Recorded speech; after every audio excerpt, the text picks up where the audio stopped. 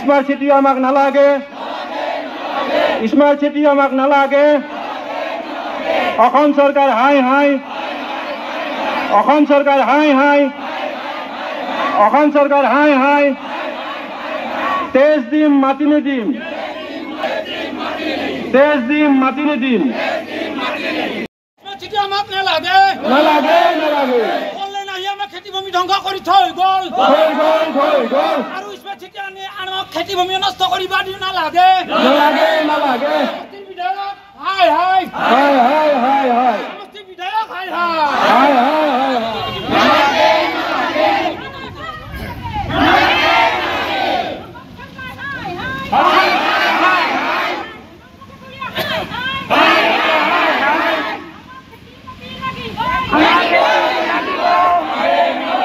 Smart সিটি আমাক নালাগে, smart সিটি আমাক নালাগে।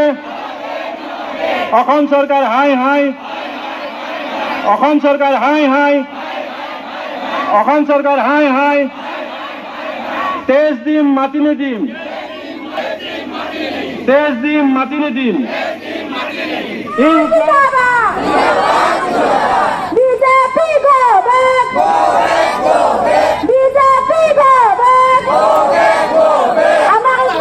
নালাগে নালাগে।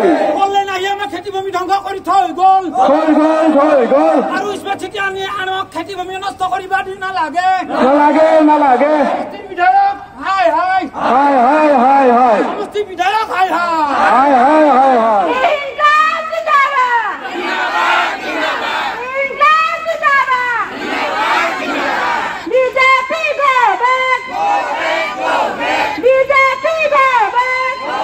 আমাৰ অসুবিধা বহুত হ'ব, কাৰণ আমি কৃষি কৰিয়ে খাই আছোঁ। আমাৰ ল'ৰা ছোৱালী ভৱিষ্যত আছে। আমিতো একো ডাঙৰ একো হ'ব নোৱাৰিলোঁ, কিন্তু আমাৰ ভৱিষ্যত আছে যে ল'ৰাকেইটাক ভাল বা ছোৱালীটোক ভাল কৰিম বুলি। কিন্তু আমাৰ এইবিলাক খেতিয়ে যদি লৈ যায়, আমি কি কৰি হেৰি কৰিম? অকণমান আমাৰ টাউনত খেতিৰ ধান বিক্ৰী কৰি হ'লেও আমি পোহপাল দিছিলোঁ আমাৰ পৰিয়ালটোক, কিন্তু এতিয়া বৰ্তমান আমাৰ কি হ'ব ভৱিষ্যত? এই বিষয়ে আপোনালোকে আমাৰ চুইমিং পুল নালাগে আমাক, কাৰণ আমি ইমান আমাৰ টকা পইচা থকা মানুহ নহয়। আমি খেতি কৰি কোনোমতে আমাৰ পেটটো ভৰাই আছিলোঁ আৰু খেতিৰ ধানেৰে। কিন্তু এতিয়া স্মাৰ্ট চিটি যিহেতু আনিব বিচাৰিছে, আমাৰ বহুত অসুবিধা হ'ব। আমি জীয়াই জীয়াই মৰাৰ দৰে হৈছোঁ এতিয়া। গতিকে আমাক স্মাৰ্ট চিটি নালাগে। যে ৰাইজে যদি নিবিচাৰে স্মাৰ্ট চিটি তেখেতে কেঞ্চেল কৰিব। তো তেখেতক আমি বিনম্ৰতাৰে আজি মাতিছোঁ। নিশ্চয় তেখেতে অহা ইতানো যথেষ্ট সময় আছে।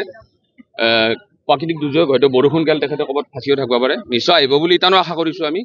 তেখেতৰ লগত আমি বিতংভাৱে ৰাইজে আলোচনা কৰাৰ কাৰণে আজি গোটেইখিনি মানুহ আমি গোট খাইছোঁ। এই ক্ষেত্ৰত স্মাৰ্ট চিটিৰ ক্ষেত্ৰত মই ক'ব বিচাৰোঁ কি, আমাৰ কৃষিভূমি, আমি কৃষিজীৱী মানুহ। অসমখন বা ভাৰতবৰ্ষখন উন্নতি হ'ব লাগিলে কৃষি অবিহনে উন্নতি হ'ব নোৱাৰে, আপোনালোকে নিজে জানে, আটাইয়ে জানে। গতিকে কৃষি প্ৰধান এটা অঞ্চল।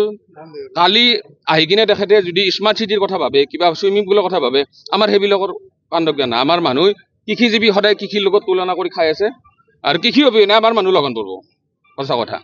গতিকে আজি আপোনালোকে চাওক, গুৱাহাটীখন এজাক বৰষুণত বানপানী হৈ যায়। আজি কিছুদিন আগতে বাচ্চা এটা দেউতাকৰ হাতৰ পৰা পৰি কিনে নালাত 3 দিন না 4 দিনক লৈকে ওলাব পৰা নাছিল এখন চৰকাৰে। চিন্তা কৰক, মৃত্যুৰ মুখত পৰছে এটা বাচ্চা। সেই বাচ্চাটো এজন সৰু মানুহ হোৱাৰ কাৰণে একো ক্ষতি নহ'ল, কিন্তু মিনিষ্টাৰ এটাৰ যদি হ'ল সেই বাচ্চাটো, কিমান দুৰ্ভাগ্যজনক কথা ভাবক। আৰু কালি যদি এতিয়া আনি কিনে সেই পৰিস্থিতিয়ে কৰিব খোজে, আজি আপোনালোকে গুৱাহাটীখনে উন্নতি কৰিব পৰা নাই। গুৱাহাটীখনো কি একজাক বৰষুণ গেলি বানপানী হয়।